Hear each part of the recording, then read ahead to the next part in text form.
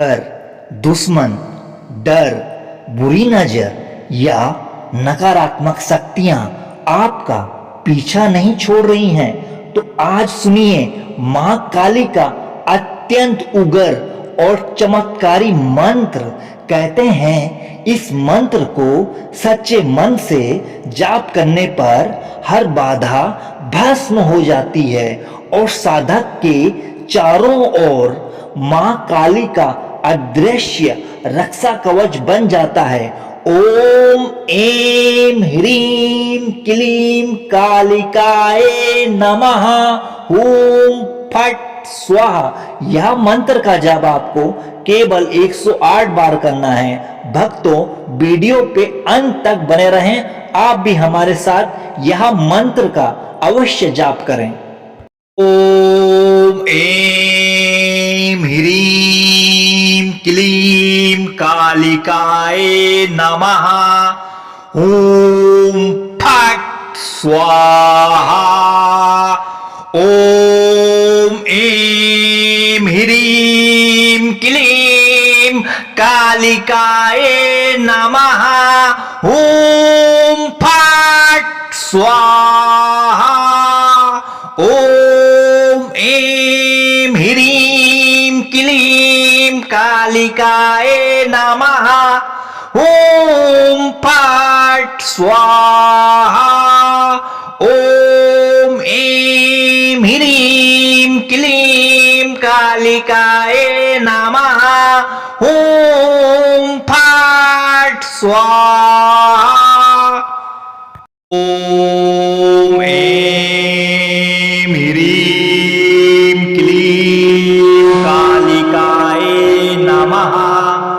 ओम फट स्वाहा। ओम ऐं ह्रीं क्लीं कालिकाय नमः। ओम फट स्वाहा। ओम ऐं ह्रीं क्लीं कालिकाय नमः। ओम फट स्वाहा। ओम ऐं ह्रीं क्लीं कालिकाय नमः। ओम फट स्वाहा। ओम ऐं ह्रीं क्लीं कालिकाय नमः। ओम फट स्वाहा। ओम ऐं ह्रीं क्लीं कालिकाय नमः। ओम फट स्वाहा। ओम ऐं ह्रीं क्लीं कालिकाय नमः। ओम फट स्वाहा। ओम ऐं ह्रीं क्लीं कालिकाय नमः। ओम फट स्वाहा। ओम ऐं ह्रीं क्लीं कालिकाय नमः। ओम फट स्वाहा। ओम ऐं ह्रीं क्लीं कालिकाय नमः। ओम फट स्वाहा। ओम ऐं ह्रीं क्लीं कालिकाय नमः। ओम फट स्वाहा। ओम ऐं ह्रीं क्लीं कालिकाय नमः। ओम फट स्वाहा। ओम ऐं ह्रीं क्लीं कालिकाय नमः। ओम फट स्वाहा। ओम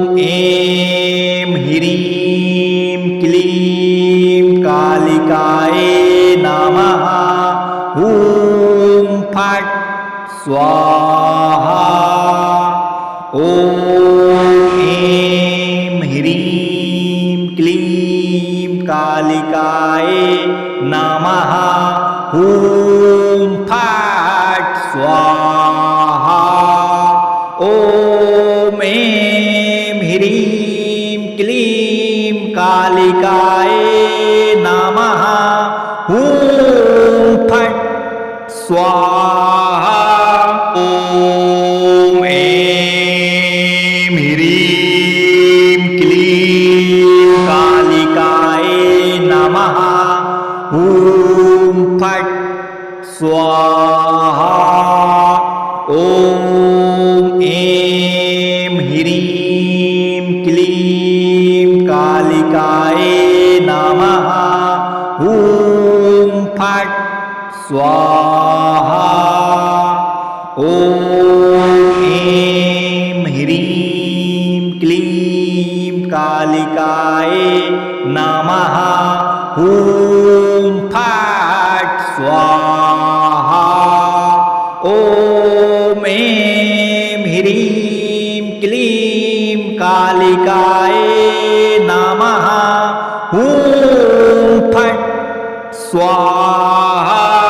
ॐ ऐं ह्रीं क्लीं कालिकाय नमः। ॐ फट् स्वाहा। ॐ ऐं ह्रीं क्लीं कालिकाय नमः। ॐ फट् स्वाहा। ॐ ऐं ह्रीं क्लीं कालिकाय नमः। ॐ फट् स्वाहा। ॐ ऐं ह्रीं क्लीं कालिकाय नमः। ॐ फट् स्वाहा। ॐ ऐं ह्रीं क्लीं कालिकाय नमः। ॐ फट् स्वाहा। ॐ ऐं ह्रीं क्लीं कालिकाय नमः। ॐ फट् स्वाहा। ॐ ऐं ह्रीं क्लीं कालिकाय नमः। ॐ फट् स्वाहा। ॐ ऐं ह्रीं क्लीं कालिकाय नमः। ॐ फट् स्वाहा। ॐ ऐं ह्रीं क्लीं कालिकाय नमः। ॐ फट् स्वाहा। ॐ ऐं ह्रीं क्लीं कालिकाय नमः। ॐ फट् स्वाहा। ॐ